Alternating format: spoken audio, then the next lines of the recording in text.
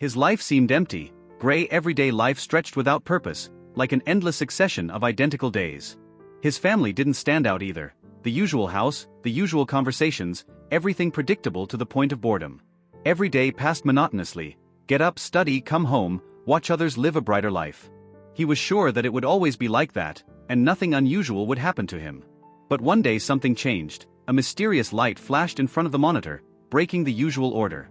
Everything changed in an instant, shattering the usual order of his life. Something strange appeared on the screen, a figure standing among the bright interface windows. That moment was a turning point. The game hero's destiny changed his fate forever. He was no longer the same. A new, unprecedented reality opened before him. He was now the ruler of the world, towering over all those who had previously seemed unreachable. The sky had turned evening colors, and the city was slowly sinking into silence. He returned home, feeling relieved to finally be alone. In one motion, he turned on his computer, immersing himself in the familiar digital world. He didn't need anything else. As long as he had games, that was enough. Here he was not just a player, but the protagonist, and reality no longer mattered.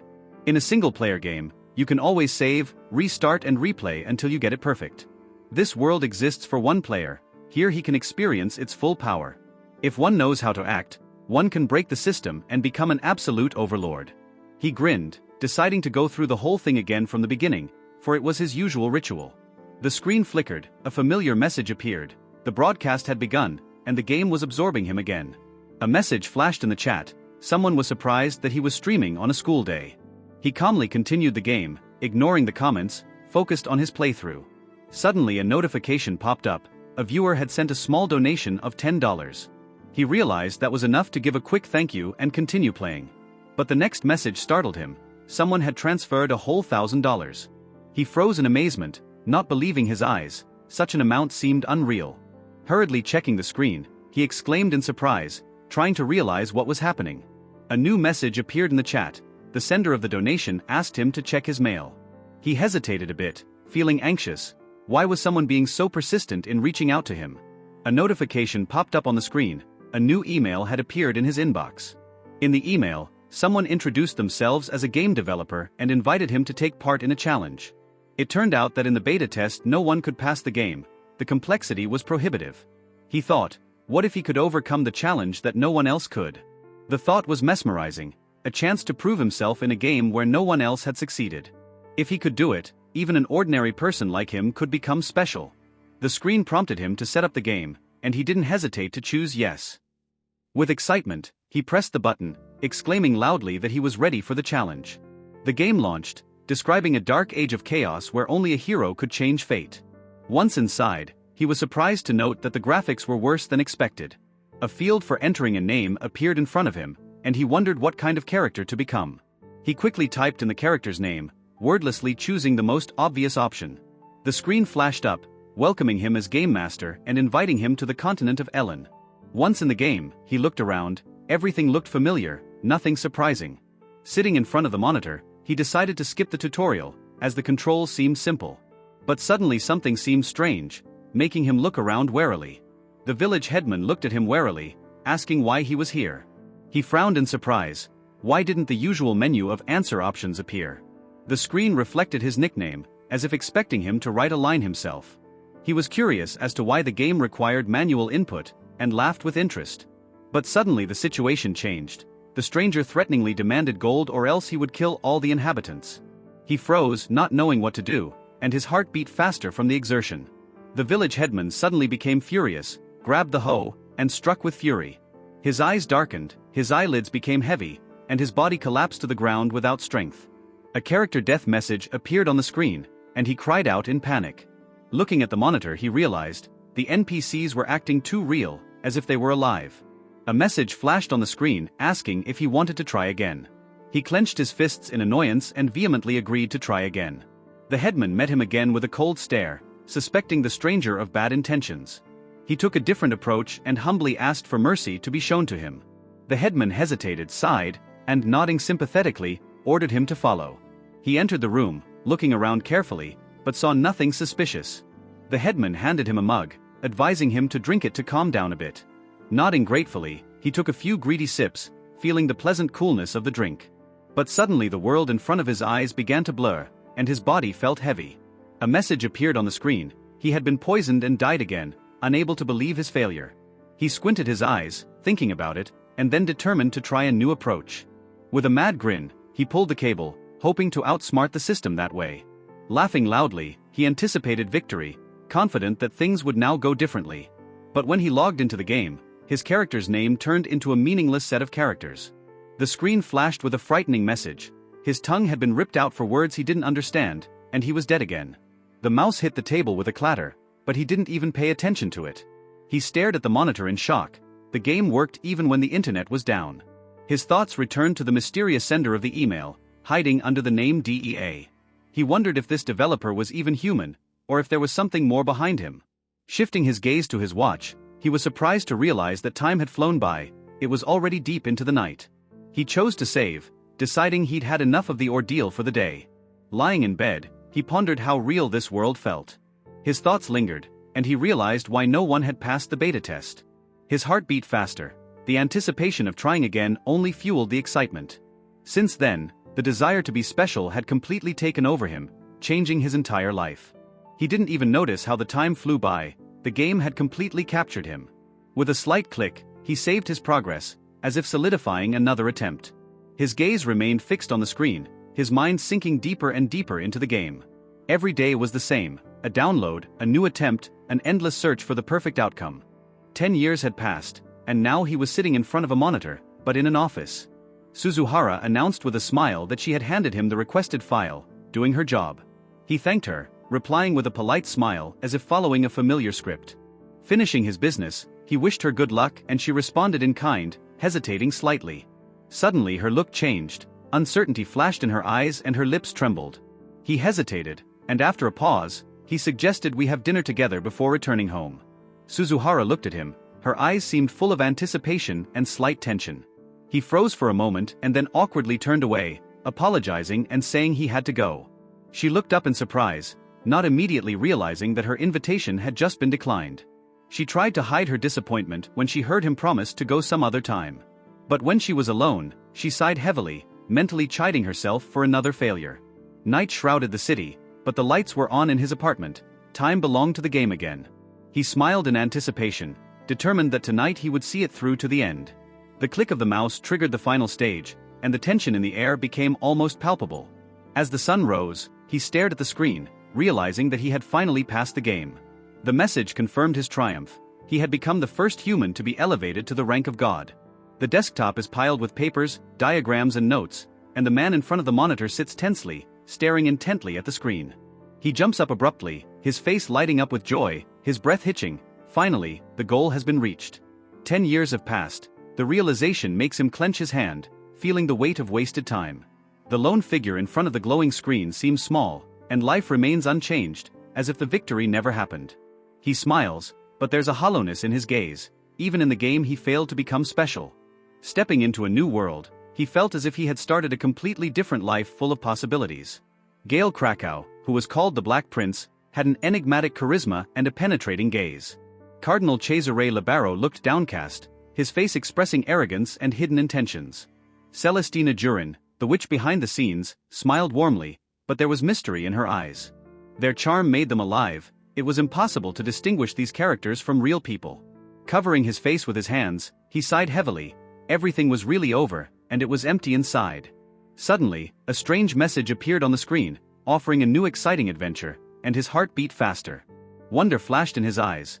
What was this, a hidden stage or perhaps a continuation of the game? Excitement was building, his fingers trembled with anticipation. The chance to experience everything again was in front of him. If he could feel that adrenaline again. There was no time to think, the choice had already been made. His heart was pounding frantically, but there was no choice. He pressed the button with determination, ready to take the risk. The world in front of his eyes shook, disappearing in streams of light, and the screen coldly informed him that he had moved.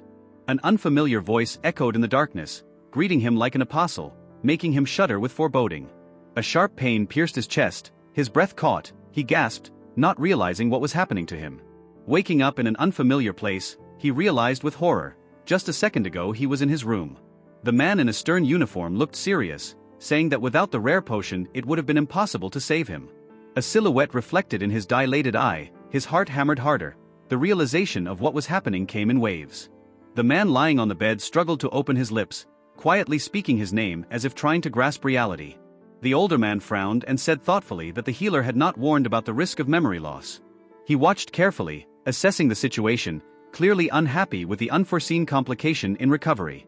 His eyes widened in horror. Where was he? Who was he anyway? Why couldn't he remember anything? The uniformed man called himself Russell, his voice firm and his gaze assessing. The man lying on the bed realized, this is not Japan, the language is foreign, but he understands everything. The burning pain in his chest did not subside, and Russell excitedly called him, calling him Lord.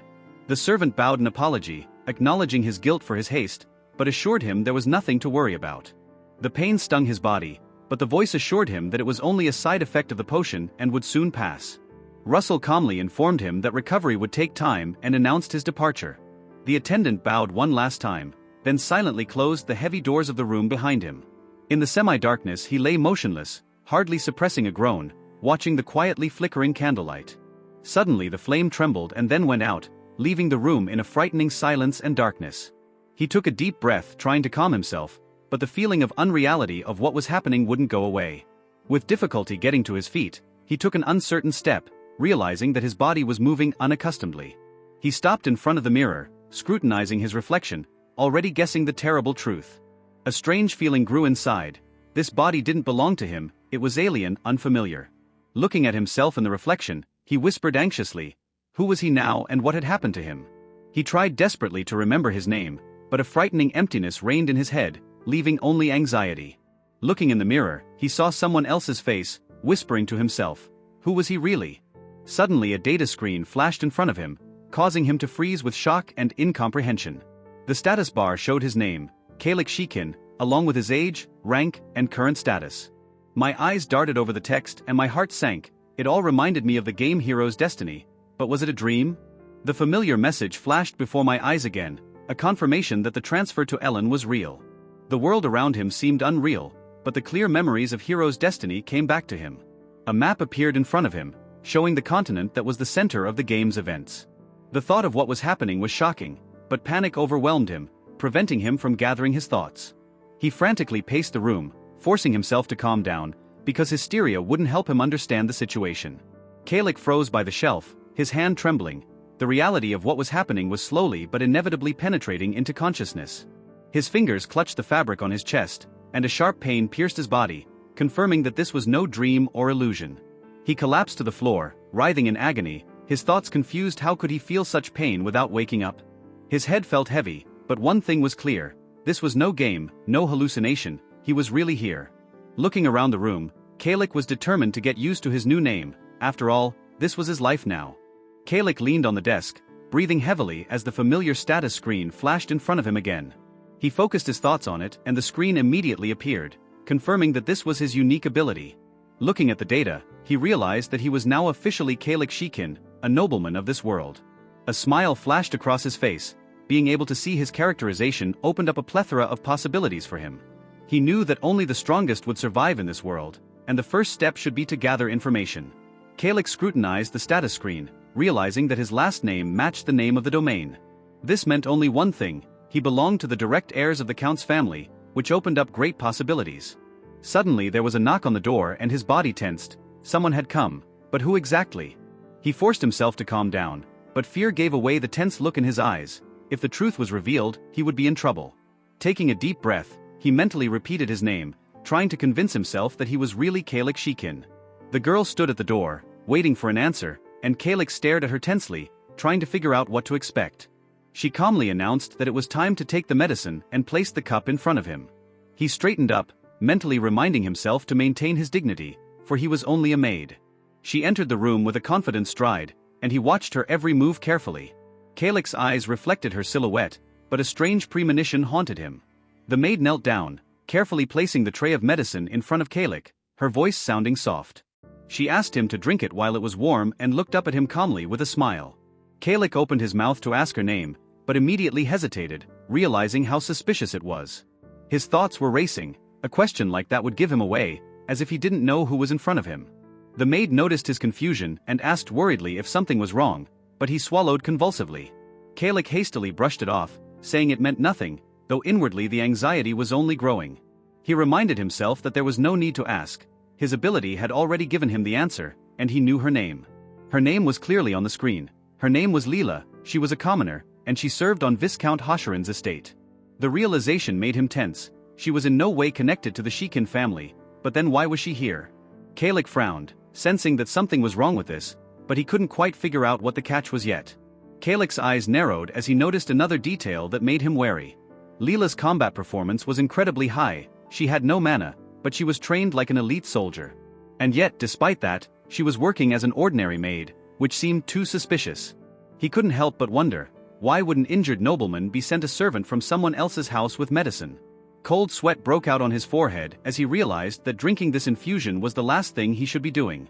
Leela stopped when she noticed his hesitation. Her voice sounded polite, but there was a flicker of expectation in her eyes. Kalik tried to dodge, calmly offering to just leave the medicine behind, but she didn't move. She smiled a little too insistently, holding out the cup, and he felt the tension building. His thoughts swirled. She was clearly going to force him to drink, and there was no time to think. Suddenly a sharp pain pierced his chest, making him crouch, and the cup fell out of his hands with a loud clatter. Leela watched the falling cup in silence. Her face remained calm, but something alarming flashed in her eyes. Kalik gritted his teeth, trying to gather his thoughts. If he wasn't wrong, her next move was already a foregone conclusion. Suddenly Leela rushed forward, her movements lightning fast and her gaze predatory and focused. Before he could even blink, she pushed herself off the floor, flipping effortlessly in the air like an experienced fighter. Kalik froze, his heart pounding in his chest, his thoughts racing. How could a maid move at such speed? Leela picked up the bowl lightning fast in mid-air without spilling a drop. Her movements were flawless. Kalik watched her in shock, inwardly shuddering. Such reflexes in a mere maid seemed impossible. She set the bowl back on the tray with ease, satisfied that the medicine was still intact. He tried not to meet her gaze, feverishly thinking of the worst possible scenario. His heart was racing. It was definitely poison, there was no other explanation, and he wasn't going to drink it. The character was breathing heavily, realizing that he urgently needed to deal with this dangerous situation. He clasped his hands together, lowering his head, his disheveled hair falling over his face, hiding a strained look. The other man approached worriedly and asked if everything was all right, but there was only a pause in response. Hope flared inside. Now was his chance. But anxiety was growing. Had the truth been hidden? He reminded himself, he was the son of the Earl's first deceased wife. But did he have half-brothers? The character pondered, realizing that someone only a year to 16 years older than him. He looked at the data carefully, realizing, Lila was not just a maid, but a stepmother's subordinate. Thoughts flashed through his mind, making his heart clench. Lila was being trained as an assassin. A disturbing conclusion surfaced. If he died, his stepmother's son would inherit the title of Earl. And instead of fear, he grinned, feeling the excitement. Here it is, the real beginning of this cruel game. With a slight smile, the character assured Lila that everything was fine now, and then thoughtfully added something else. He raised his head, looked at her curiously, and quietly inquired how his stepmother was doing. Lila flinched, her eyes widening, but she quickly pulled herself together, hiding her reaction. She replied discreetly that the Countess was deeply saddened to hear of his recent suicide attempt. The character froze, his gaze darkening, and a thought flashed through his mind. The previous owner of this body had sought death. The character examined his wound carefully, realizing that the previous owner of the body had probably stabbed himself. Lila nodded with a slight smile and promised that he would not trouble the Countess again. He briefly confirmed her words and then calmly gave her permission to leave. But suddenly her voice changed, and she spoke quietly but firmly, words that made him tense. He turned around abruptly, his eyes widening with shock. Lila reminded him that he hadn't taken his medicine yet. The character realized with alarm that Lila wouldn't leave until he drank the medicine. He tried to remain calm, but realized that refusal was impossible. There was a real killer in front of him. Inside he felt like a grown man, but his body was weak, young, and defenseless. For a second he thought of screaming, but he quickly dismissed it, realizing that it was useless. Fear gripped him. If he screamed, Lila could kill him instantly, and then he would be finished. Lila came silently, carrying a cup on a tray, and he realized that there was no way out. He would have to drink. But suddenly it hit him, and he tensed up, staring intently at the drink in front of him. Why poison? Wouldn't it have been easier to just stab him and get away? He understood her intention. She was avoiding unnecessary noise, trying to do everything discreetly. If that was the case, then the poison was rigged to be a suicide, and unfortunately, he knew what kind of poison it was. Lila held the cup calmly, while a dark aura seemed to thicken around her. It was the slowly sneaking death poison. The character clutched the sheet, realizing that everything the hero's destiny game had taught him was now becoming a reality. His eyes flashed with determination. If you want to survive, always expect the worst, doubt, and be prepared. He sighed heavily, realizing that refusal was not an option. Lila would simply force him to drink the poison. But instead of fear, he felt excitement and grinned. This cruel game was clearly not going to spare him. Lila politely called out to him, watching as he slowly reached out for the cup. The character took a sip, feeling the liquid slide down his throat, leaving an unpleasant taste. Lila didn't look away, her eyes remaining cold and unemotional, as if she was waiting for the result. A strange sensation began to spill through his body, heaviness, weakness, as if his strength were being drained from him. A confirmation appeared on the screen in front of his eyes. The slowly sneaking death poison had begun to take effect as expected. The character frantically searched for a way out, realizing that if he didn't find salvation, he would soon perish. He remembered that without the top-level potion, he wouldn't have a chance to see this day. An image of a man in a strict uniform appeared before his eyes, introducing himself as Russell, but for some reason the name sounded familiar. He inhaled sharply, realizing something important, but questions continued to swarm in his head. Without wasting time, he ordered Lila to go outside and call Russell, not fully understanding why. The character looked at Lila irritably, not understanding why he had to explain himself to the maid. Lila lowered her head and apologized, admitting that she had been rash. He shrieked impatiently, demanding that she understand his order and leave immediately. The memory of the top-level potion Russell had used, it had cost a fortune, flashed through his mind. Watching Lila leave, he frowned, thinking that Russell was the person who hadn't hesitated to use it on him. The character looked at Lila irritably, not understanding why he had to explain himself in front of the maid. Lila lowered her head and apologized, admitting that she had acted rashly. He shrieked impatiently, demanding that she understand his order and leave immediately. The memory of the top-level potion Russell had used came to mind. It had cost a fortune. Watching Lila walk away, he frowned, thinking that Russell was a man who wouldn't hesitate to use it on him. The character frantically searched for an escape, but stopped suddenly, gripped by terror. There was nothing. He thrashed around the room, opening drawers, going through things, but the antidote was nowhere to be found. His body grew weaker, his vision blurred, and a warning flashed before his eyes. His eyelids grew heavy. Despair flared up inside. He gritted his teeth and swore in rage, realizing there was little time left. The room was turning into chaos, papers were flying everywhere, and he screamed in panic at the thought, "Where is it?"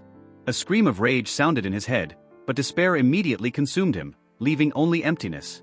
The warning flashed before his eyes again. His eyelids grew heavier and heavier, his consciousness fading. He staggered to his feet, his body collapsing to the floor, and the world around him swam. The question flashed in his mind: if he died, would he start all over again, or would it be the end? The last of his strength left him, his gaze froze, and only darkness remained before his eyes. Everything was blurring in front of his eyes, but suddenly he saw something unusual in the reflection. He concentrated his gaze with his last strength. There, in the depths of the reflection, a faint light flickered. A faint moan escaped his lips as he struggled to realize that there was something important in front of him. His body barely obeyed, but he forced himself to move, pulling himself up to the mysterious object. He struggled to rise, his gaze stopping on the vessel in his hand, and he whispered, "What is it?" His hands trembled as he opened the vessel with effort, hoping to find salvation inside. Bringing it closer to his face, he wrinkled his nose. The odor was horrible, causing instant revulsion. He cursed, almost dropping the vessel, and was horrified to realize that it was just sour milk. A thick vapor rose from the neck, and the text that appeared confirmed the worst: it was spoiled goat's milk. But he knew from the hero's destiny game that it was yogurt that would neutralize this poison, and now he had his chance. The character looked at the vessel in disgust, questioning whether it could even be called yogurt. The warning popped up in front of his eyes again as his eyelids grew heavier and his consciousness faded. He groaned, feeling his body refuse to obey, and realized he didn't have a minute left. Gritting his teeth, he struggled to lift the vessel, mentally promising Lila that she would be sorry. Determination flashed in his eyes. He would have his revenge, but first he had to survive. Everything around him was shrouded in darkness as a faint moan escaped his lips, bringing him back to reality. Russell stood in front of him, his gaze attentive and his voice sounded stern. Was he awake? The character struggled to focus his vision, blinked dazedly and wondered, was this déjà vu or a reboot? Russell frowned, demanding an explanation, but quickly turned his attention to the more important question. Glancing around the room, he exclaimed in outrage, "Why is this place such a terrible mess? Russell exclaimed indignantly, demanding an explanation as to why he was lying on the floor unconscious. The character took a deep breath, realizing that he had been saved, and vowed never to experience the fear of death again. His gaze became hard. No matter what happened, he would not let himself die again. He must deal with one important thing first, and his gaze slid to Russell. Concentrating, he decided to check the man's status to see who he was dealing with. Russell gave him a stern look, reminding him that he was waiting for an answer, holding up a status screen. The character studied the information. The Earl had died without choosing an heir, so Russell was only a temporary ruler. He scrutinized his face, pondering. This man looked stern, but perhaps he could be trusted. A faint smile flashed across his lips. He hesitated, but still addressed Russell by his title. The man turned, answering respectfully, and the character straightened up a bit, wondering what to say next. Russell watched him carefully, his expression stern and impenetrable. Through the window was a view of the room, where the mess was still a reminder of past events. He silently contemplated the situation, assessing everything that had happened before he finally spoke. In a subdued voice he apologized, but emphasized that he could not act without proof. The character tensed up, his face remained calm, but inside was boiling with irritation at those words. The first thing that comes to the main character's mind is that the potion that saved him was expensive, but not special. A man in uniform stands before him and reminds him in a steady voice that he is obligated to serve all of the Earl's heirs. The protagonist clenches his fist, feeling a growing irritation, for without witnesses and evidence he is helpless. Turning around sharply, he glances sideways and suspects that the man is a protege of his rival. The man nonchalantly explains that the Shirkin family is on the verge of ruin and their budget is nearly depleted. The protagonist looks ahead with a tense expression and thinks it's a good thing Leela is busy with things. The man in front of him calmly notes that Leela helps with a family business and asks if he remembers that. The protagonist clutches the cloth, realizing he has no choice, he needs to present proof. Lowering his head, he ponders that the woman who poisoned him probably thinks he's already dead. The man grudgingly agrees to leave it at that, while the protagonist concentrates on studying something under the blanket. The protagonist grins, looking directly into the man's eyes, and says that he has a request. The man maintains a serious look, but notes to himself that the protagonist's behavior has become unusual. Several hours pass, night envelopes Shirkin Castle, and a slight noise is heard in the silence. A figure moves quickly, lurking among the buildings, skirting the walls and heading towards its target. Heavy footsteps echo across the bridge as someone hurries forward, determined not to look back. The figure in the dark cloak exhales deeply, disappearing into the night and surveying the surrounding area. Patrolling guards with spears pass by, their torches illuminating the bridge, forcing the lurker into hiding. A keen eye flashes from around the corner, noting that security measures have become even tighter. Eyes pierce the darkness, studying every detail while the mind evaluates possible avenues of entry. The figure lands inside the building, gently touching the floor, ready to act without noise or delay.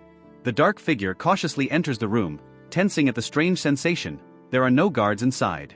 Hiding behind the door, the stranger looks around, assessing the situation and trying to understand the reason for the guard's absence.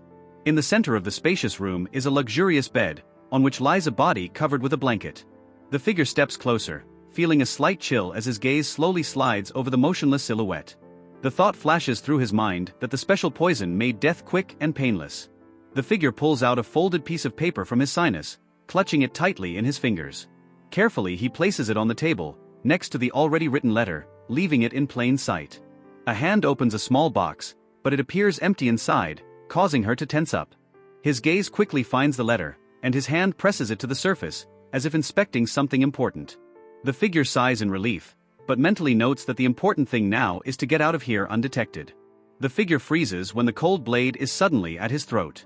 A familiar voice sounds in his ears, causing panic, and his thoughts frantically try to comprehend the situation. A drop of sweat drips down his cheek as the sword point doesn't move a millimeter. His lips quiver with restrained emotion, but the fear is already clearly reflected in his tense gaze. Her teeth clench and her voice trails off into a scream, realizing that it is now too late. Someone's hand slowly reaches for the blanket hiding the motionless body on the bed. A muffled voice utters that Lord Calyx is already dead and the Shirkin family is weakened. A man with a cold expression maintains his equanimity, but his eyes are full of tension. The figure with the weapon says sharply that the nobleman must faithfully serve the Shirkin family, not betray it. A thought flashes through his mind. Everything is going exactly as predicted, without a single deviation. Eyes widen with shock and breath freezes in his throat. This is impossible. The protagonist smiles lazily, noting that the slowly creeping death was proving to be quite exciting. The figure with the weapon tensely replies that feuds among aristocrats are often accompanied by poisonings. The protagonist agrees indifferently examining the letter in his hand. His smile grows wider when he notices that there could be serious trouble if this gets out. The eyes beneath the hood flare with determination as his hand reaches for the hidden weapon, preparing to attack. The figure rushes upward, blade glinting in the air, but the sudden impact causes it to freeze. His pupils constrict with tension, his thoughts frantically racing, and his body already instinctively trying to dodge. The man in uniform delivers a crushing blow without any unnecessary movement, causing his opponent to lose his balance. His body fell heavily to the floor, a strangled cry escaping from his chest, and his fingers clenched into a fist in helplessness. The clenched fist flies into the air, filled with rage and the unstoppable force of the blow. A moment later, a powerful blow crashes down on his opponent, causing him to crouch in pain. The protagonist curiously ponders whether the difference in the three classes of fighters is really that great. The uniformed man stands motionless, emitting an overwhelming aura that reeks of menace. The protagonist remarks with a slight chuckle that while poisoning is common in aristocratic circles, no witnesses are left behind. The cloaked figure shouts angrily that an assassination attempt on a nobleman is punishable by death, regardless of the status of the perpetrator. The protagonist calmly lowers his gaze to the table, noting that all the evidence lies right in front of him. Taking a leisurely step forward, he gently touches his foot to his defeated foe, wistfully referring to the witnesses. With a maddening smile, he leans closer, icily asking if those who can confirm what happened are here. The captive's eyes slowly close, consciousness fading, and an expression of doom frozen on his face. The protagonist leans forward perplexed, staring at his defeated foe while questions swirl around him. A man in a uniform looks at the protagonist with doubt, wondering what his sudden change of heart has to do with it. The cloaked figure lies motionless on the floor, and a voice nearby calmly states that it has lost consciousness. A hand slowly rises, fingers trembling before gingerly touching the fabric of the garment. Suddenly the air shakes, a bright glow erupts from the palm of her hand, and a mystical portal opens up in the air. The protagonist looks at his defeated opponent in surprise, realizing that the so-called mana hole is in front of him. Squatting down, he notices that this man cannot use mana-based breathing techniques. The uniformed man calmly states that the enemy's level of training is comparable to elite soldiers. Squinting, he concludes that the use of fast-acting magical shackles may be unnecessary. The protagonist observes the situation with a slight smile, and a thought flashes through his mind: he knew everything a long time ago. The protagonist smirks, remembering that back when he was asked to lay low, he sensed something strange. The man in uniform looks carefully in front of him, noticing that the captive's behavior is different from usual. An inner voice tells him that it's best to just tie up the captive for now and ask questions later. The cloaked figure sits in a chair, bound hands resting on his lap, and the room is tensely silent. Warm liquid slowly drips down the wounded skin, soaking the bandages and causing a slight tingling sensation. The figure gently presses the cloth to his face, feeling the coldness of the touch and the weight of fatigue. The protagonist exhales slowly, covering his eyes as sunlight softly streams into the room. The captive rises from his chair, his gaze firm, but you can feel the underlying tension in his movements. It is slowly spoken that the poison's slowly sneaking death is effective for 3 to 6 hours. The protagonist remarks with a chuckle that this poison is perfect for suicide, as it causes no pain. The protagonist picks up the blade with a smirk, noting that everyone would think it was suicide. He coldly remarks that if Leela had chosen the quick poison and accepted death with it, her plan would have succeeded. As he approaches, he takes her by the chin, looking her demandingly in the eyes and asking why she didn't. Leela is shocked, her voice shaking as she tries to understand what the protagonist is even talking about. The man in the uniform watches the scene silently, his gaze tense with anticipation. The protagonist calmly states that Leela did not have the loyalty to devote her life to Countess Stella. Leela looks at him with fury and demands an explanation, asking if he really thinks so. The protagonist indifferently orders Russell to make the captive speak, to which he calmly replies in agreement. Russell grabs Leela's face without further ado, and she cries out, trying to resist. Her eyes reflect the silhouette of the protagonist, and panic and incomprehension flood her mind. Leela stares dazedly at the strange substance, feeling an unfamiliar odor waft through the air. Russell holds her head firmly, forcing her mouth open as the liquid is forcibly forced inside.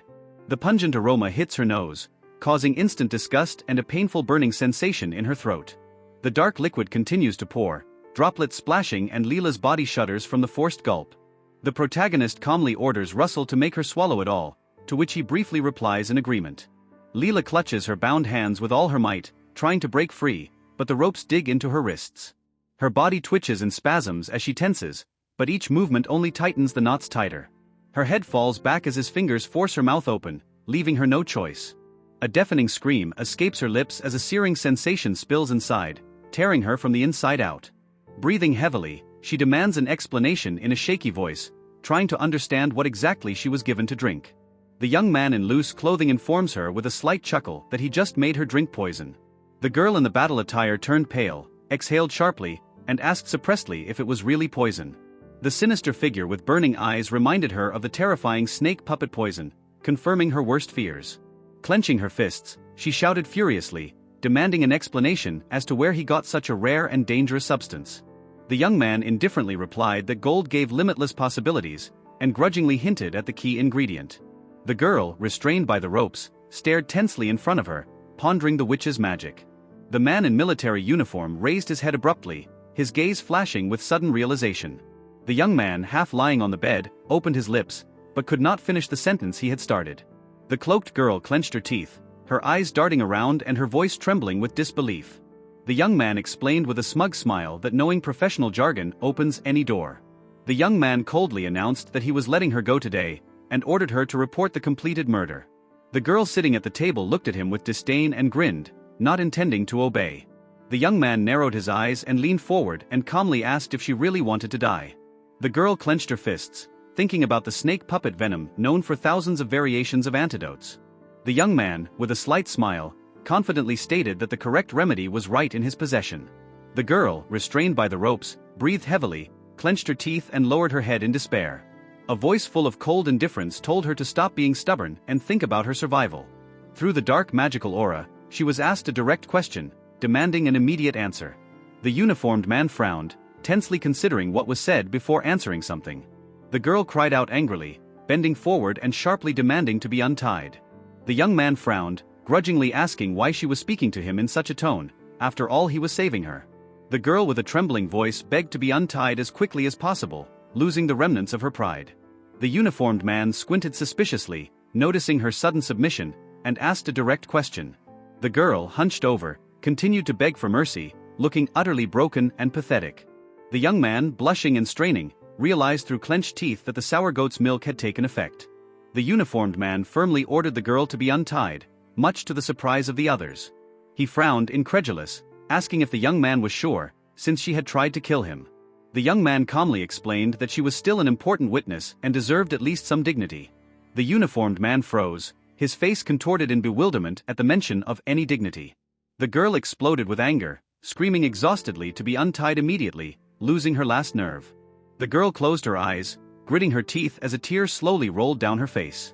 A loud cry of pleading echoed over the majestic castle, dissolving into the clear sky. Kneeling down with burning eyes, she confirmed that she understood everything and would obey the order.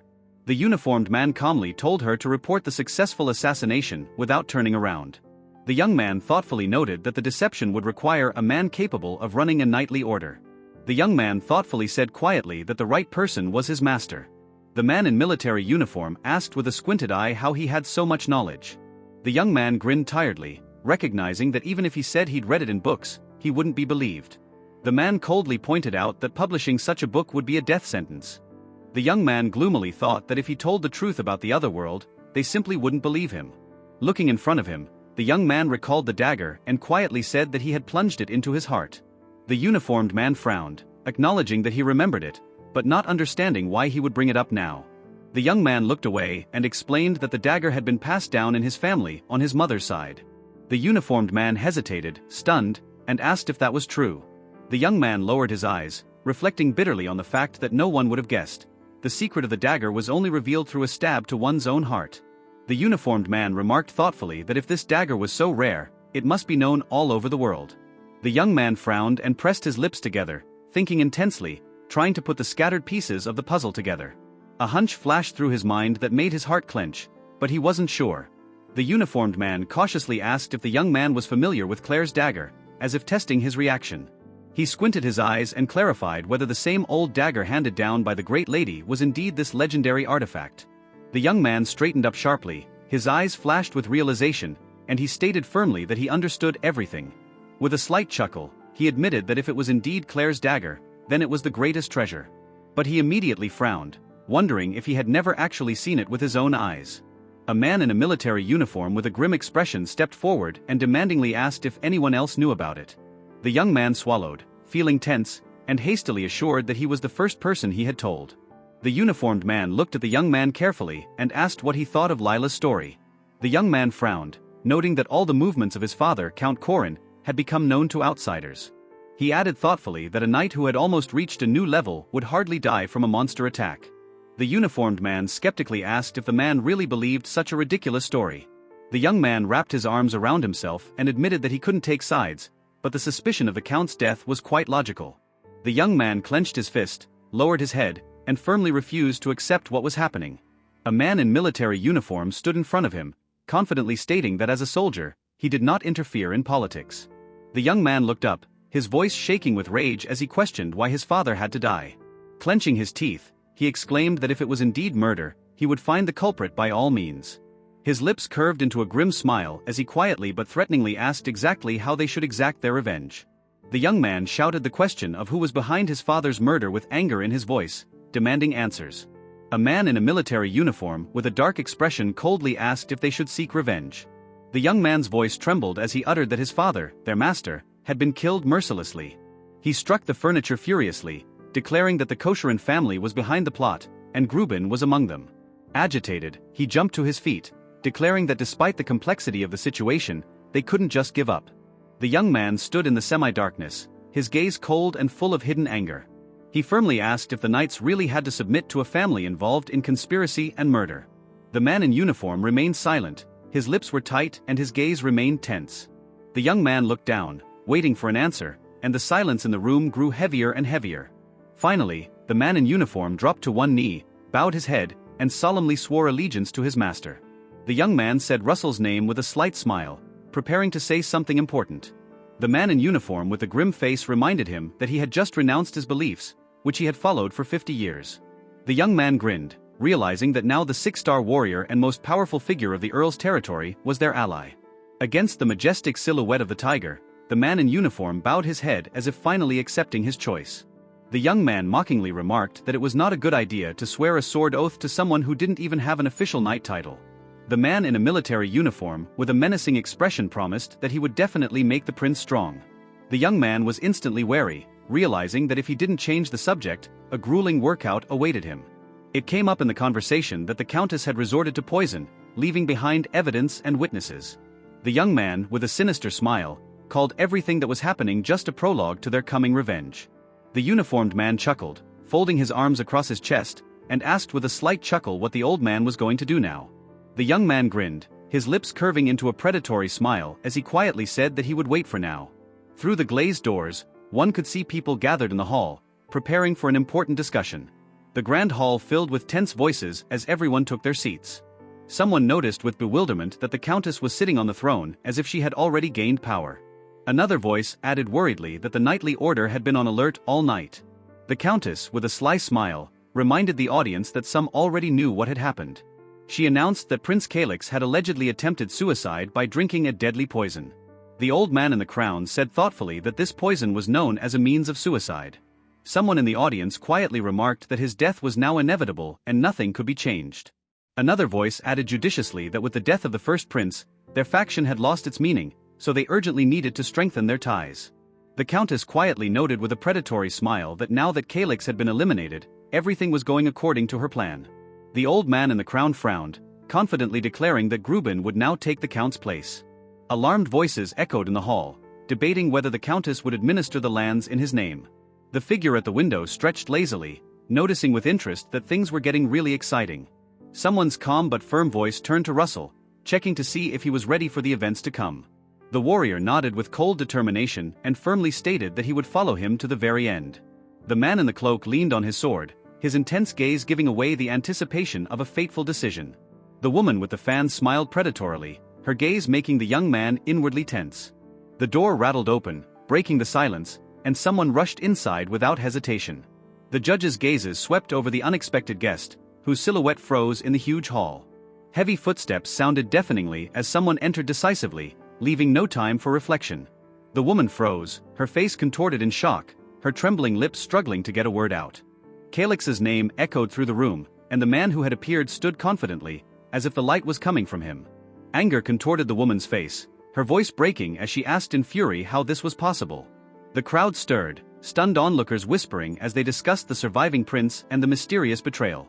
A voice boomed angrily through the hall, calling out to the countess, whose figure was frozen in suspense. Calix pointed at her, his voice ringing with rage, declaring that the throne did not belong to her. The woman grinned, her eyes sparkling with slyness and her voice mockingly noting the excessive formality. A barely perceptible smirk flashed across her lips, as if she was enjoying this game. Calix admitted with a slight smile that the poison had indeed been drunk, but had not had time to take effect. The countess pressed her lips together, her eyes flashing with fury as her haste was questioned. Calix remarked with a mocking smile that misleading people was an extremely bad idea. The woman erupted in anger, accusing him of an unforgivable act, but he only hummed. A hum filled the hall when reminded that this was a place where words were to be held accountable. The warrior raised an eyebrow and asked if she could keep her cool now that the truth had been revealed. The countess clenched her fists, her voice shaking with tension as she demandingly asked what Calix was up to. Calix looked at her with a slight chuckle and replied that he was just observing for now. Her fingers clenched in a nervous gesture and a sharp glint flashed nearby, hinting at a hidden threat. The bound man bowed his head helplessly, his presence threatening to shatter the carefully constructed deception. The figure at the entrance stepped forward, and a voice announced loudly that it was time to hear the testimony. Someone in the crowd asked in bewilderment who the woman was as she bowed before the court. The countess tensed, her face contorted with alarm, but she quickly dismissed her suspicions. The witness fell to her knees and Calix and the guards watched her reaction carefully. Calix looked at her expectantly and asked the only question, her name. Her gaze darkened, her lips trembling as she slowly began to say her name. Lila knelt before the judge, her head bowed in a suppressed bow. In a weak voice, she finally said her name, her shoulders shaking slightly from exertion. The countess's eyes widened with horror, her mind racing to find an explanation for this appearance. Anger contorted her face, her clenched teeth giving away the intense fury of realizing what was happening. Lila raised her head and stated firmly that she was an agent of the Kosherin family's elite unit. Calix frowned, his voice sounding suspicious when he interjected about the Shadow Corps.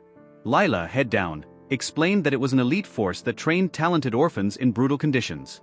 She added that the survivors are given false identities and sent on secret missions.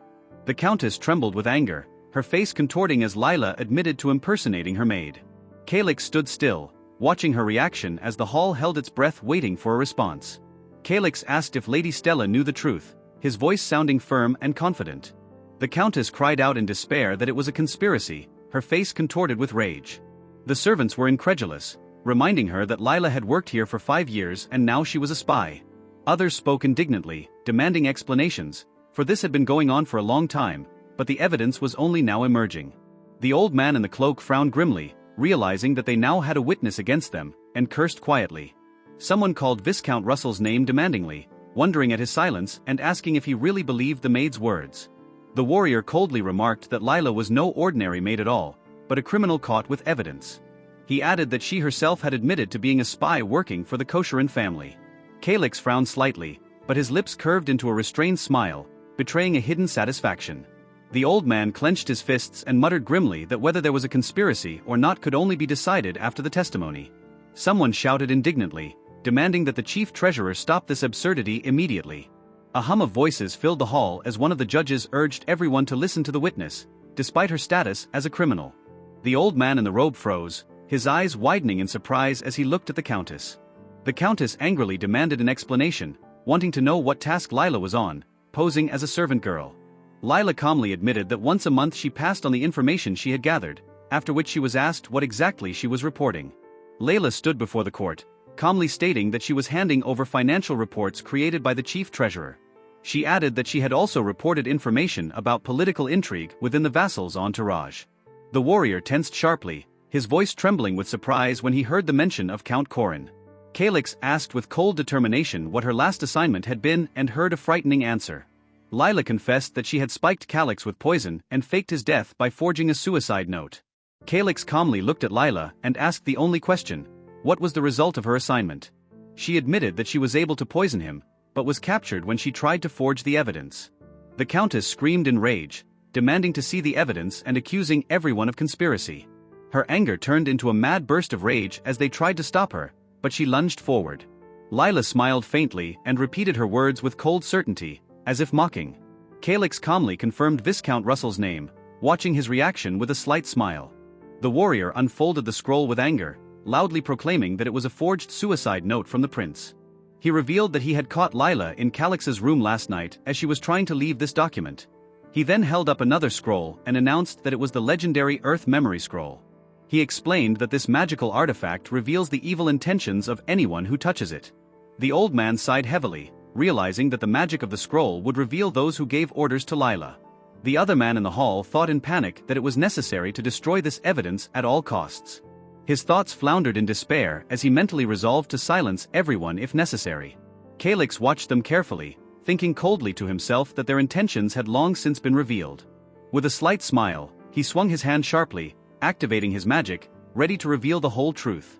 Calyx made a sharp gesture with his hand, loudly ordering someone to enter, his voice sounding firm. The old man flinched, his face contorted in horror as he realized what was happening. Suddenly figures appeared in front of everyone, their ranks were crisp and their presence was unsettling. The hall filled with whispers, someone exclaimed in panic, not believing what was happening. One of the judges coldly stated that the guards here only obeyed the guards, not them. The countess gritted her teeth, her hands shaking with rage as the guards surrounded her, preventing her from escaping. A tense silence hung in the hall, all eyes fixed on the center of what was happening. An old man with a cold expression demanded an explanation from Viscount Russell, his voice sounding strained. The warrior calmly replied that he had already familiarized himself with the contents of the scroll and it was shocking. He added that he had been forced to summon the knights to avoid a riot and asked everyone to remain calm. Someone in the hall shouted in rage, calling what was happening a conspiracy, outraged that soldiers had entered the sacred walls. A young man with tears in his eyes babbled, addressing his mother, his voice trembling with emotion. The countess clenched her fists, her head bowed as she realized that the evidence against her was irrefutable. Fury flashed in her eyes, but fear of the inevitable punishment began to creep in. Calyx asked with a slight smile what the punishment was for a nobleman who tried to kill his own relative. The countess stared forward with cold fury, the rope already tightened around her neck, and a voice announced the death sentence. She screamed in desperation, grabbing the young man by the shoulders, begging him to believe that he knew nothing. The young man trembled, tears streaming down his face as she desperately reminded him that even though they were not related by blood, she was still his mother.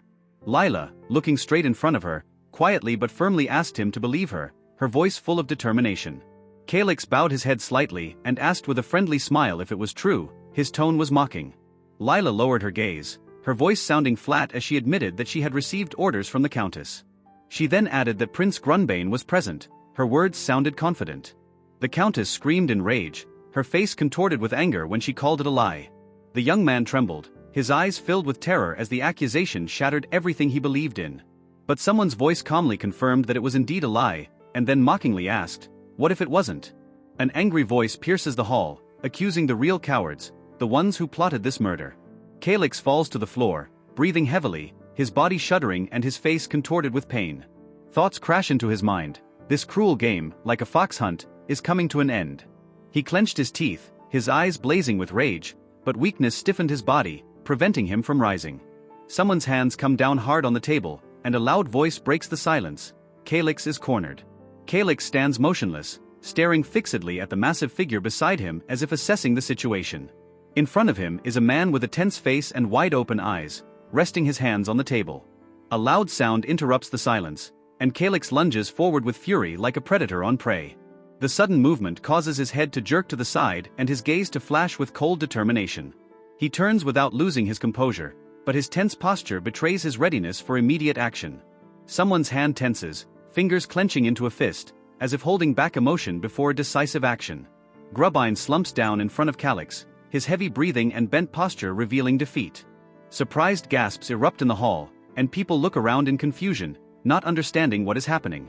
Grunbane struggles to raise his head, his expression dejected and his body as if shackled by the weight of realization. A worried voice calls out from a high place, calling for Calyx, but he remains standing, unmoving. Grunbane cries out in desperation, begging for his mother to be spared and willing to accept any punishment. Calyx raises his head, sweat dripping down his face and bewilderment in his eyes. The guard roughly presses Grunbane's face into the table, and a stern voice orders him to return to his seat. There are whispers in the hall, all shocked at how far the second prince has gone for his mother. Someone's intense gaze is fixed on Calyx, and a barely audible voice calls what has happened too cruel. Calyx stares forward with a cold expression, sensing the change in the mood in the hall. Grubbine stands with his head down, his lips tight and his thoughts filled with suspicion of someone's plan. A shadow of pain slips into Calyx's eyes, a drop of water rolls down his face, mingling with the darkness. He lowers himself to Grubbine, his voice sounding calm but a subtle sneer slipping into the words. Grubbine raises his eyes, realizing the significance of what he has said, and his lips are ajar in surprise. Calyx leans closer, his voice sounding deceptively soft, promising to commute the punishment in exchange for a confession. Someone's gaze flashes with tension, pupil dilating, and the cautionary words sound like an inescapable sentence. Grubbine froze, his face pale, and his voice trailed off into a suppressed whisper of denial of what was happening. A sudden scream shakes the hall, someone tries desperately to stop him, but it is too late. Calyx lashes out with rage, angrily accusing his younger brother of insolence and inappropriate behavior. An angry voice booms through the hall, accusing Calyx of attempting to assassinate the prince and marveling at this insolence. The old man rests his head against the table with a weary look, lamenting that the change was in vain because of someone else's mistakes. Calyx stands with a nonchalant expression, seemingly oblivious to the commotion and shouting around him. A sudden shout causes him to raise his head, and the man standing next to him gives an order menacingly. Someone's eyes widen in horror and a voice breaks into a scream, demanding that he stop and demanding a confession. Grubbine turns his head painfully, his gaze clouded, and a barely audible whisper escapes his lips, "Mom." The metal grinds into Calyx's teeth, causing him to clench in pain and suppress a groan. Grubbine shudders, his body tensing, and a scream bursts out as the grip on his shoulders grows stronger. Calyx watches from above the situation, his posture straight and his thoughts fixed on the inevitable finale. He takes a step forward, his voice sounding cold and the words piercing the air, "Do you admit to trying to poison me?" Grubbine lowers his head, his voice trembling, but he still utters the confession, accepting his fate. Calyx looks at him with a cold chuckle, as if this outcome had been obvious to him all along. Grubbine remains on his knees, realizing that every move has been calculated and he no longer has a way out. The tall man calmly confirms what he has heard, accepting the confession and making a final judgment. Calyx is furious when he learns that information that could tarnish the family's honor will remain hidden. The sentence is commuted as Grubbine pleads guilty before the evidence is presented, saving him from a worse fate. Calyx looks ahead carefully, his voice calm but ruthless. The criminal must seal his manor hall. Grubbine shudders with horror, flames of rage erupt around him, and a desperate scream breaks out. The system of society clearly divided people into nobles, knights, commoners and slaves, strictly guarding class boundaries. Deprivation of the ability to use mana was considered a social penalty, destroying status and stripping away all power. Grubbine trembles, his lips whispering a single word, "Mother," as if hoping for salvation. Calyx struggles furiously to free himself, the metal gag pressing against his teeth, muffling his protest. Grubbane's thoughts are racing in panic. Denial would rob him of his power, but the truth would destroy his family. He faces a grim choice, either give up his mana or face the noose of the gallows. He lashes out in a desperate dash, but a sharp shout orders him not to move, cornering him. Calyx is furious as he tries to dash forward, realizing that for the nobles, closing the mana hall is tantamount to execution. Grubbine sighs deeply, his face tense and his thoughts gravitating towards the inevitable decision. He stares straight ahead, adamant that the secret must be kept at all costs. The tall man nods calmly, accepting the decision as if this outcome was predetermined. Someone's hand clenches into a fist, voice firm and unyielding. The scroll is ready, and the answer has been given. Grubbine bit his lip, his gaze fixed on the scroll with the ancient runes sealing his fate. Golden threads of magic flash around him, enveloping his body as the scroll activates and takes effect. Calyx lets out a muffled scream, his eyes full of terror. This process is irreversible, even for a grandmaster. Grubbine is grabbed roughly, an iron grip digging into his arm, but he has already made his last choice. There is a thud, Grubbane's body twitches in pain, and someone's voice shouts desperately that his future is destroyed. Grubbine stands motionless, the scroll floating in front of him and the golden magic already beginning its effects. Calyx stares ahead, his gaze intense as the glittering threads of the spell flow around him. Grubbine clenches his fist tightly as the magical flow envelopes his body, sealing his power. A sphere of light flashes through the air, spinning in a chaotic dance before heading towards his chest. The last spark disappears, the mana hall is completely sealed, and the magic leaves his body forever. Silence reigns in the hall as it is finally confirmed. The mana hall is sealed, there is no going back. Calyx lies on the floor, his eyes full of tears and rage, but he is powerless to change anything. Grubbine lowers his head, realizing that things have gone even better than he expected, and now he will be able to help his mother. Calyx is breathing heavily, his body weakened and his voice barely audible, as if the last remnants of the struggle are leaving him.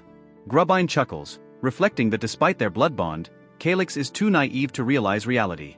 Grubbine smiles, saying that he dreamed of becoming an artist, and asks his mother not to despair. Calyx clenches his teeth, his body shaking with anger, and his brother's name echoes in his mind. With a scream of rage he curses Calyx, promising revenge that will last for generations to come. Calyx looks away, his face calm, but his thoughts are cold. Without mana, Grubbine will never be stronger. Someone's figure freezes in the shadows, realizing that without magic he will barely reach the level of a normal warrior. Grubbine calls out to his mother in panic, reaching out for her hand, but her face remains hidden from his view. Calyx tensely looks down, feeling a weight of guilt for taking the future away from a still young man. He shakes his head, trying to rid himself of these thoughts, convincing himself that this is just a character in a game. The man next to him watches him in bewilderment, his eyebrow raised and a question in his eyes. Calyx straightens up sharply, eyes full of determination. He realizes that unnecessary pity could backfire on him. Calyx sighs tiredly as the man beside him announces the beginning of the punishment process. From above, the view of the hall is bleak. Guards, judges and those who mete out punishments are gathered here. Grubbine looks down as he listens to the announcement that he and his mother are henceforth isolated from the outside world. Calyx watches him with a calm expression as the guards prepare to take the prisoners away. Surrounded by soldiers, Grubbine and his mother disappear into the shadows of the corridor, accepting their inevitable fate. Calyx watches silently, his gaze cold and his thoughts impenetrable. A high-ranking man announces that Chief Treasurer Hydros is suspected of leaking classified documents. The order comes loud and clear: he is to forfeit his position and be arrested immediately. The guards immediately carry out the order, despite outraged shouts and attempts at resistance. Hydros shouts in desperation, calling himself special, but his words only serve to irritate the soldiers. Hydros lashes out in a frenzy, snapping at the guards, but brute force quickly subdues his protests. The soldiers unceremoniously lead him away, the dark corridor swallowing up the figure of the former treasurer. Calyx watches the scene, his lips curving in a sneer while his gaze remains impenetrable. Off to the side, someone panicking realizes that the punishments may reach him as well, causing excitement among those present. Despite everything, Calyx is left alone. He has no title, no support, only emptiness around him.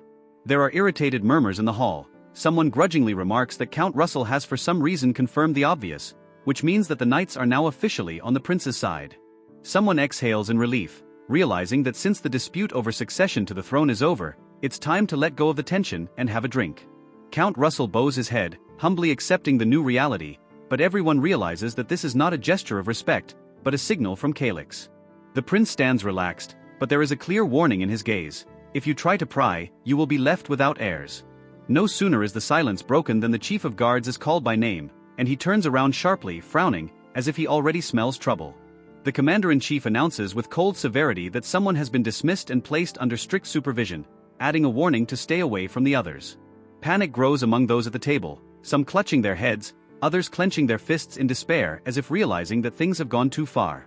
One of those present, trembling, bows low, desperately shouting an apology and admitting that it was all his fault. The man in the turban lowers his head, his voice full of humility as he asks to accept his resignation, as if realizing there is no other way. Calyx watches silently, his gaze calm, but inwardly he has already concluded: this man has long since crossed over to Russell's side. The commander-in-chief sternly informs him that the resignation has been rejected, hinting at the possible repercussions and the risk of retaliation. The official glances anxiously at the list of suspects, which includes everyone the authorities believe is involved in what happened. He discreetly reports on the expanded staff, adding that it shouldn't interfere with ongoing operations, but his intense gaze betrays concern.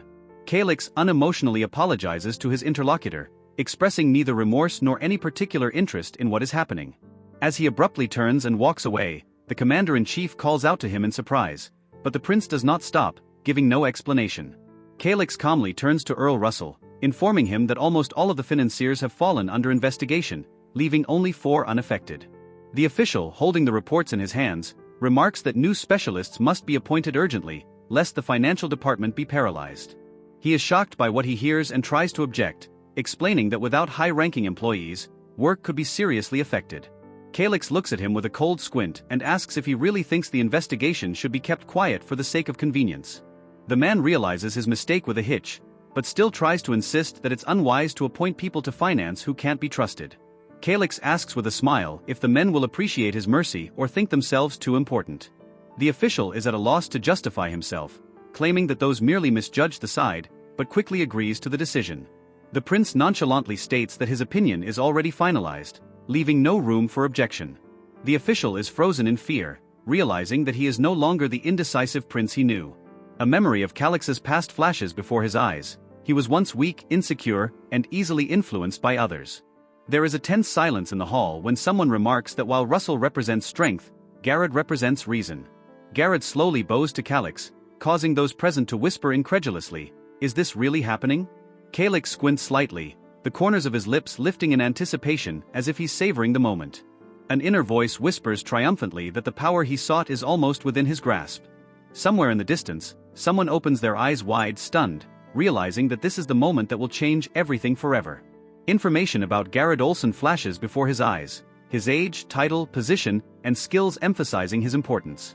Garrett tensely studies the data before him, realizing that his characteristics are now being evaluated by someone higher up. Calyx chuckles wryly, his eyes clinging to the numbers and facts as if he's seeing something extremely amusing. He has a thought in his head, full of curiosity and a slight thrill of anticipation. The situation is getting more and more interesting.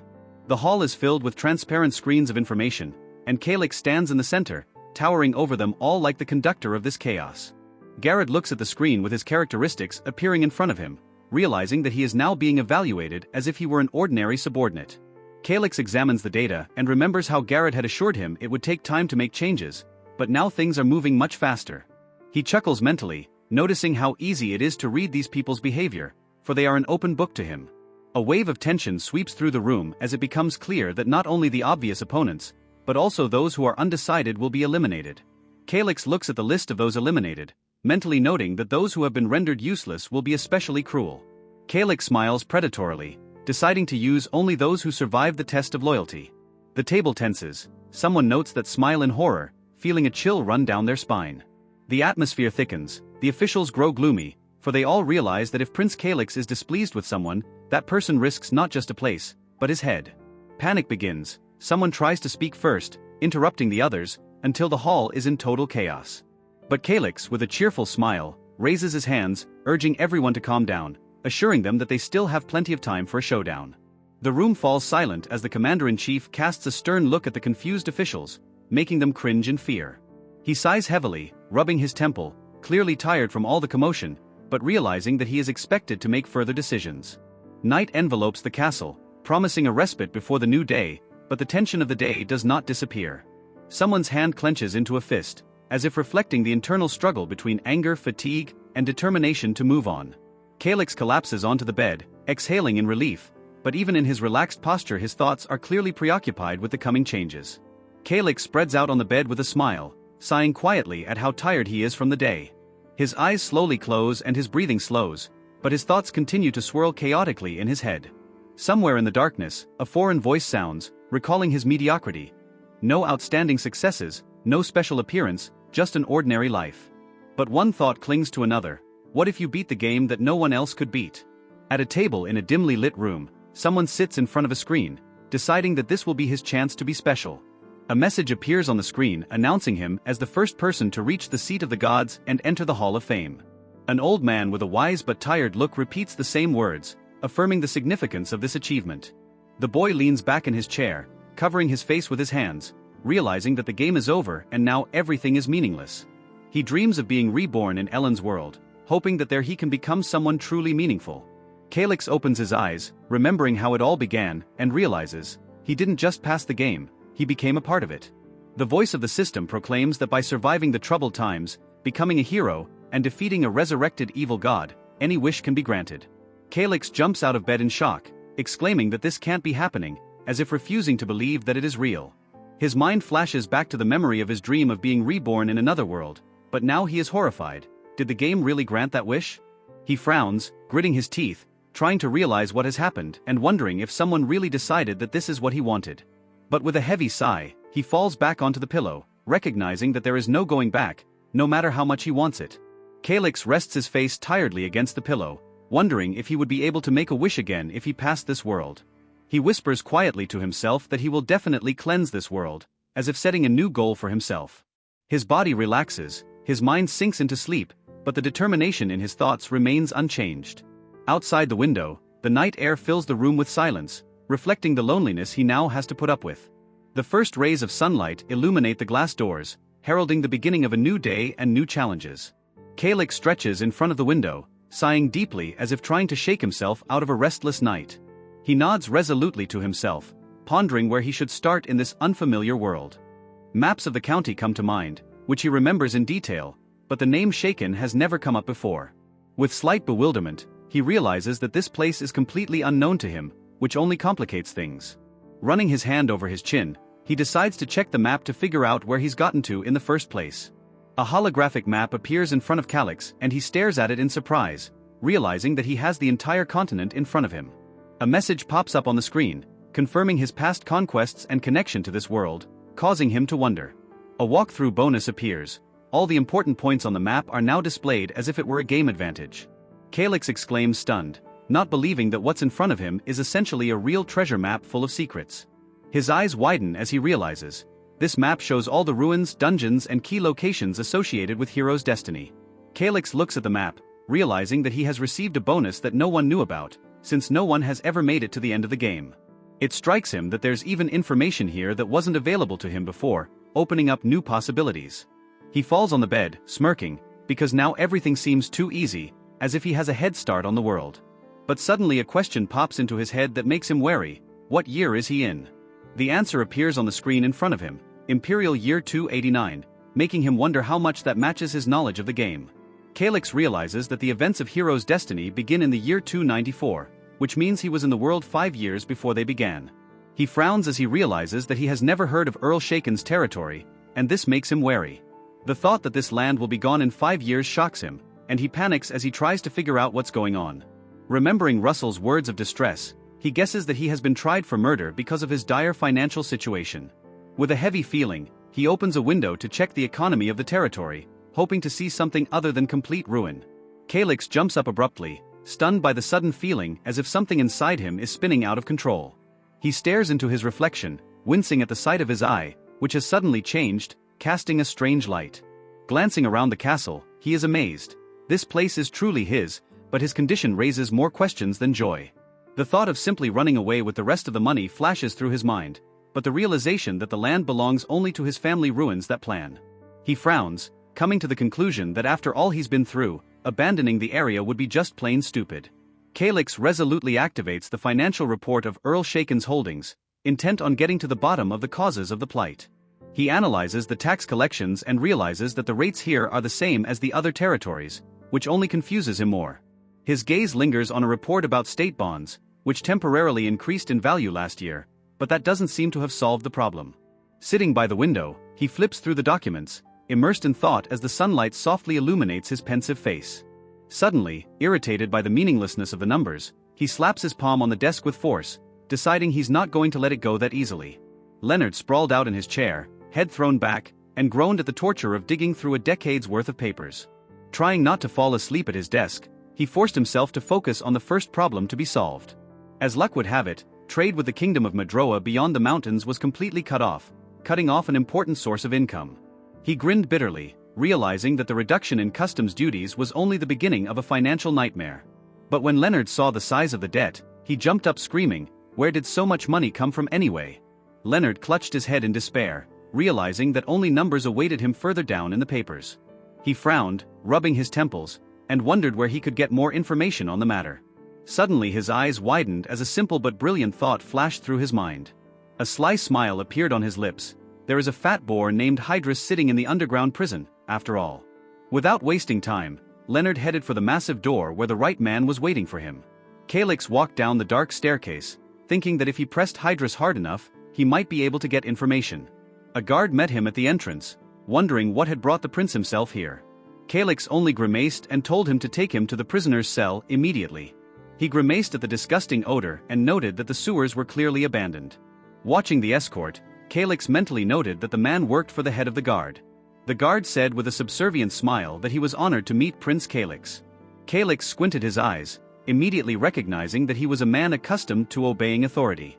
When the head of the guard called his name in surprise, the prince only confidently continued to walk forward. He wondered if there was anyone among the prisoners who had been unjustly captured and could help. With a slight smile, Calyx offered to give them a chance to acquit themselves, throwing the guard a meaningful look. The jailer smiled ingratiatingly, agreeing that Prince Calyx was absolutely correct in his judgment. Calyx calmly added that if the criminal turned out to be truly guilty, his case should be reconsidered. The jailer stretched out in a panic, stating that he understood the order completely. Calyx realized with a cold chuckle how easily this man had betrayed his superior. Turning around slightly, he reminded him that he did not yet hold the title of lord, causing the jailer to apologize. Calyx grinned, realizing that he himself was no different from the politicians he despised. He waved his hand, disregarding the apology, and ordered him to take him to Hydrus rather quickly. The jailer hurriedly opened the bars while the prisoner loudly resented the disgusting food. Calyx looked at him indifferently and asked him bluntly if he knew a way to escape from here. A wide grin lit up his face as he inquired if Hydrus was planning an escape. Hydrus smirked and said that he had been waiting to meet Prince Calyx for a long time. Calyx squinted his eyes, grinning, and remarked that now Hydrus owed him something. Leaning on his knees, he asked mockingly if the man seriously thought the prince owed him anything. The jailer gulped as he heard Hydrus jokingly discuss the strength of the rope for his execution. However, Calyx stated sharply that despite appearances, Hydrus had managed the finances of the Shikan family for 20 years. Hydrus grinned, stating that he finally understood why Prince Calyx had decided to visit him. Calyx corrected him sharply, reminding him that he was now the former chief financial manager. Clenching his fists, the prince thought with irritation that this brash old man didn't know his place at all. Hydrus, smirking, asked if he wanted to know the whole truth about the giant debt of the Earl family. Calyx raised his head sharply and called out to the jailer, causing him to stretch at attention fearfully. Calyx coldly asked if there was a torture expert in the prison, making the guard wince nervously. Without giving him time to think, he ordered the man to be brought in immediately. The jailer hesitated, dumbfounded, clarifying if this was really going to happen right away. Calyx's eyes flashed with anger as he sharply questioned whether he looked like he was joking now. Scared out of his wits, the jailer rushed away, desperately shouting that he would bring the executioner immediately. The jailer ran down the corridor in panic, realizing that he had severely underestimated the young prince. Calyx narrowed his eyes grimly, realizing clearly who this man really was. Hydrus appeared to be the true driving force behind the entire Earl's estate. He tensed, realizing that summoning the executioner meant the situation was taking a dangerous turn. Calyx calmly leaned closer, noticing that such a man was unlikely to be able to endure pain for long. Hydrus swallowed nervously as Calyx coldly told him to try to endure whatever lay ahead. The prince had promised with a broad smile that if he surprised him with his fortitude, the execution would be long and agonizing.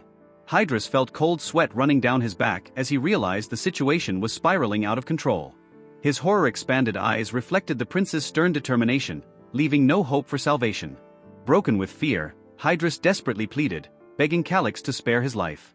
Hydrus clung to the bars, desperately shouting that he had valuable information and could offer a favorable deal. Calyx sighed tiredly, irritated at the thought that this man was only wasting his time. Hydrus hastily gave out that the entire debt of the count's estate belonged to a merchant named Gerard Mirsas. The prince frowned as he realized that this man was running the Kosheran family's secret vault. They were using Gerard to hide the taxes from the mines that were supposed to go to the royal family.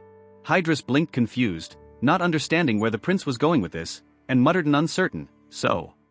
Calyx calmly explained that if Gerard was charged in front of the royal family, the debt could be cancelled. He added thoughtfully that Gerard could have sold the foreclosure rights for next to nothing before his arrest. For example, he could have transferred them to the Kosheran family, which would have made things much more difficult. At that moment, the jailer, breathing heavily, came running back in, announcing that he had brought the executioner. Heavy footsteps echoed down the corridor as the best executioner in the count's domain appeared. The masked figure with the intimidating weapon evoked a sense of impending doom. Calyx recoiled slightly at the sudden movement, while Hydrus clutched at the bars in terror. The prisoner screamed desperately, begging the prince for mercy, his voice trembling with fear. And Calyx only glowed with joy, anticipating that the hidden money of the Kosherans would bring him 1,000,000 gold pieces. Hydrus trembled and pressed himself against the bars, looking at the approaching executioner with despair in his eyes. Calyx calmly turned away, ignoring his pleas, waiting for the interrogation to begin. As the executioner raised his weapon, Hydrus cried out in panic, begging for him to stop for just a moment. In a frenzy, he shouted out that he knew where Gerard's secret vault was. Calix turned back sharply, repeating those words to himself with interest. Calix abruptly cut Hydrus short, telling him to shut up, causing him to fall backwards with a scream. The executioner only chuckled ominously, looking at the shaking prisoner with his frightening eyes. Hydrus, panting, assured him that as a former finance manager he knew exactly what the stash was. Calix snorted unhappily and ruthlessly ordered him to speak, not tolerating unnecessary words. The prince leaned closer and calmly inquired how he knew the location of the vault. Hydrus hesitated, nervously averting his gaze, but his silence only added fuel to the fire. Calix coldly asked if it was time to begin, to which the prisoner immediately shouted, "Yes." The executioner slowly squeezed Hydrus' fingers, promising to break them one by one if he did not speak. The man wailed in horror, confessing that he had once tried to rob the vault, but had failed. Calix crossed his arms and dismissively threw in that Hydrus had never even gone in there himself. Hydrus lowered his head and admitted that he had paid the thieves to steal the gold from the vault. Calix squinted incredulously, clarifying exactly how much he had given for such a favor. Hydrus sighed heavily, as if preparing for a sentence, and slowly began to count. The prince asked in amazement if he had paid only 300 gold pieces for such a venture. But when Hydrus corrected himself and named the sum of 3,000, Calix's face froze in utter bewilderment. Hydrus turned pale and stammered when Calix interrogated in bewilderment whether he had really said 3,000. The executioner and jailer behind his back jumped nervously, trying to contain their laughter but failing. Calix coldly reminded him that it was half of the estate's annual income, demanding he explain where the money came from. Hydrus swallowed convulsively, realizing that he had said too much and now his days were numbered. The prince narrowed his eyes and ruthlessly concluded that he had simply plundered the earl's funds. Hydrus cried out desperately that everything had gone wrong because of the magic crystal that served as the key to the vault. Calix raised an eyebrow, repeating the words about the magic crystal to himself in surprise. He told the prisoner to sit down and explain in detail exactly what had happened during the attempted theft. Looking at him with cold interest, the prince decided that this information might prove useful. But when Hydrus admitted that he had paid 2,500 gold for the duplicate crystal, Calix only snorted, saying that he had simply been tricked. The man in the robe leaned lazily on the bars as he listened to the accusation, but his gaze remained mocking. The old man in the next cell nearly jumped up and down, swearing that he had seen the entrance to the secret vault himself. He claimed with genuine confidence that Gerard Mirsas had opened it with the help of a magical crystal ball. The jailer, as if trying to detect a trick, sharply demanded to know where the treasure was hidden. The old man blurted out without delay, "Gorda Highlands," and his companion grimaced, clearly not thrilled with the answer. The man's eyes widened as he admitted he was blindfolded and didn't know the exact location. The old man behind the bars unfolded the map with an important look, confidently stating that the vault was in the Gorda Highlands. The man in the robe looked at the map carefully, incredulous, repeating the name of the place. A few of the watchers behind the bars looked at each other, clearly not understanding what was going on, and confusedly exchanged questions. Gorda Highlands was clearly marked on the map, confirming the old man's words. The ruins popped up on the map and the man realized he had a hunch. He reflected that the search would be easier if he could find someone who knew Gorda Highlands well. Rumors of a special squad that selected the best who had undergone rigorous training came to mind. The man looked up sharply, as if he had made an important decision, and his eyes lit up with confidence. The jailer reacted nervously to the order to leave, hurriedly directing the man in the robe to the exit. The old man clutched at the bars, looking after the departing man, and muttered shakily, "Prince?" The prince didn't stop, striding confidently down the corridor, not responding to the confused voice behind him. The jailer clutched the handcuffs in his hand, as if preparing for something, but hesitated before the door.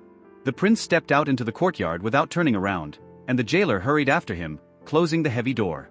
Thinking of corruption, he pressed his lips together grimly. The more he pondered, the angrier he became. The prince paused, looking at the warden's back, and decided he couldn't leave it at that. His voice sounded cold as he called out to Schwa, causing him to flinch and turn around. With a nonchalant face, the prince informed him that Hydrius had stolen 3,000 gold and it had come to light. He asked a direct question about Schwa's involvement, and the latter, turning pale, hurriedly replied in agreement. Inside, the jailer panicked, frantically convincing himself that the prince did not know about the bribe.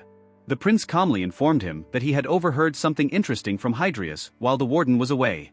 Schwa froze, his face pale, and a single question lingered in his mind, what? The prince acknowledged his tolerance with a lazy grin, but wondered how much more he could forgive. Schwa collapsed to his knees, banging his head against the ground, desperately begging for forgiveness. Inside, he was seething with rage, mentally cursing Hydrius for turning him in. Schwa swore in panic that he would never do anything like that again, desperately calling out to the prince. Lowering his head, he warily thought that such a reaction seemed suspiciously strange. Looking up, he froze in shock. There was nothing but emptiness in front of him. The prince had disappeared right before his eyes. The jailer swallowed nervously, deciding that he was done with the prince. Now it was time to deal with Hydrius. Clenching his fists, he muttered darkly that he would show him hell for his treachery. The prince looked out from behind the wall with a sly smile, clearly pleased with his successful escape. Deftly climbing over the obstacle, he cautiously looked around, trying not to attract attention. However, his relaxation instantly vanished when he noticed something unexpected up ahead. A mysterious figure loomed before him, shrouded in an ominous blue glow.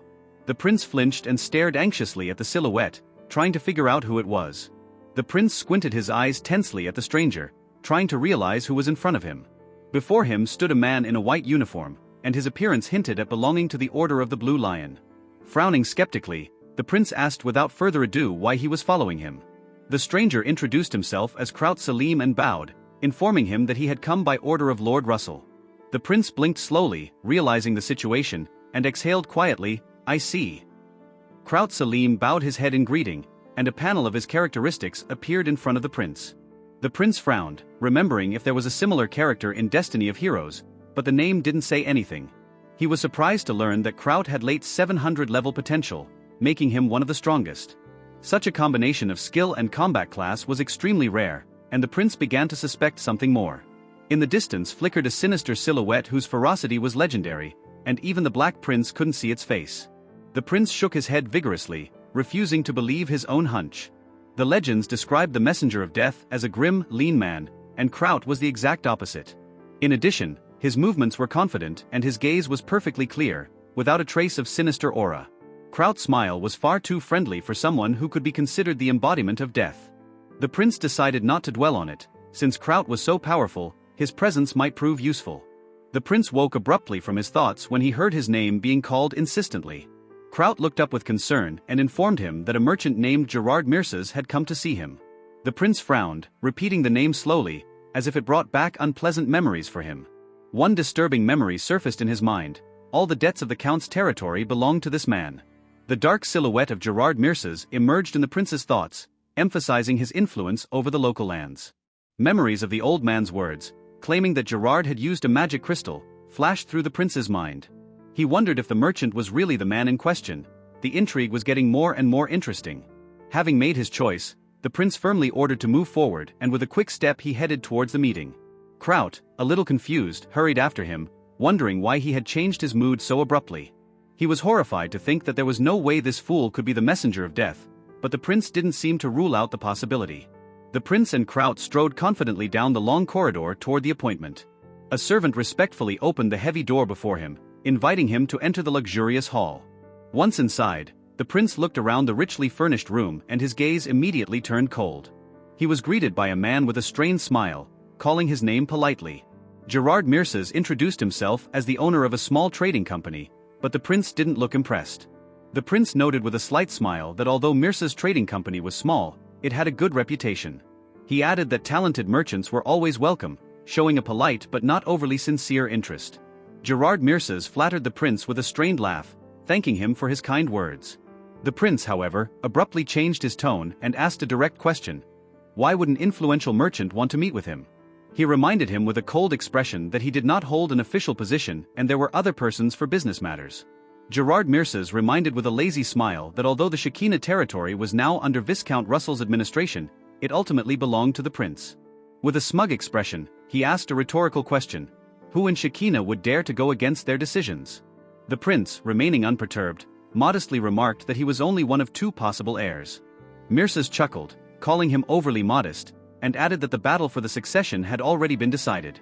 The prince squinted his eyes, noting with a slight sneer that he seemed to have a very keen ear for hearing about this before the official announcement. Gerard Mirces laughed awkwardly, as if trying to hide his tension behind the lightness in his voice. He politely apologized if his words might have seemed impertinent, but immediately added that without such knowledge, he wouldn't have been able to do business. With feigned modesty, Mirces referred to himself as merely a not bad merchant, trying to smooth things over. However, his gaze became sharp and assessing as he wondered if the prince had been hiding his true character all this time. A suspicion flashed through the merchant's mind. Had this young man been deceiving everyone for 10 years? Gerard Mirces involuntarily admitted that the rumors about the prince's unusual attractiveness were true. A strange smile appeared on his face, and a frank confession flashed through his mind that the prince was his ideal type. The prince sensed something unpleasant in his gaze, and his expression darkened momentarily. He rose abruptly, his chair creaked loudly on the floor, and a tense silence hung in the room. With a dark aura around him, he made it clear, he was not going to waste time on idle talk. The prince coldly reminded him that the meeting had been requested by Gerard himself, and unless he had business to attend to, the conversation was over. Mirces instantly bowed low, hastily apologizing for his delay. In his mind he was panicking, realizing that if he missed the prince now, all his plans would fall apart. The prince watched him in bewilderment, mentally wondering what was wrong with this man. Keeping his tone serious, he irritably demanded to stop idle chatter and get down to business. Gerard Mirces said with a nonchalant expression that he had been asked to help the prince with the situation. He explained that he had come to discuss the huge debt left behind by the late Count Corin. The prince rubbed his eye lazily, as if not paying attention to the words, and sarcastically replied that this was the first time he had heard of it. He recalled that the treasurer was now under arrest on suspicion of criminal activity, and no one had checked those debts.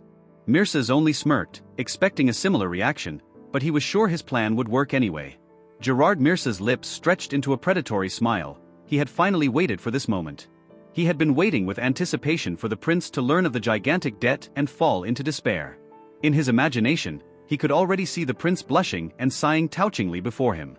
However, maintaining his equanimity, he calmly explained that the interest on the contract could be demanded at any time.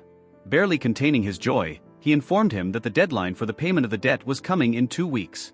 Gerard Mirces announced without a shadow of a doubt that the prince would have to pay 60,000 gold pieces. Kraut shrieked in shock, unable to believe his ears, and tried to realize how enormous a sum this was. The prince squinted lazily, as if he was too lazy to react, and simply remarked dryly, "I see." Mirces, watching him, smirked, believing the prince was only trying to hide his despair. Kraut, still stunned, frantically tried to realize how much gold it was, and was lost in thought.